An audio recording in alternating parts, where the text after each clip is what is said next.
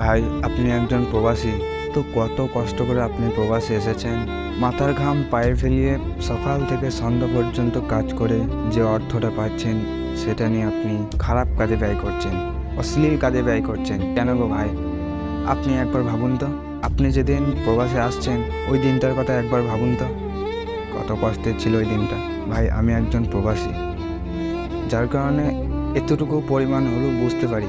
আমরা যেদিন প্রথমে প্রবাসে আসি ওই দিনটাই আমরা যখন গাড়িতে চড়তে যাই, তখন কতই না দুঃখের সময়। চারিপাশে আত্মীয় স্বজন ঘিরে থাকবে, গাড়ির চারিপাশে আপনার পাশে মা বাবা, তাদের চোখের জল, এগুলো কি আপনি সব ভুলে গেছেন? দারিদ্র পরিবার, যার কারণে আমাদেরকে বিদেশে আসতে হয়, আমাদেরকে এই প্রবাসে আসতে হয়, আমাদেরকে এই কারাগারে বন্দী হয়ে থাকতে হয়। তারপরেও কেন গো ভাই এমন নেশা জাতীয় দ্রব্য পান করছো, এমন অশ্লীল কাজ করছো, অশ্লীল কাজে টাকাগুলো ব্যয় করছো? কেন ভাই?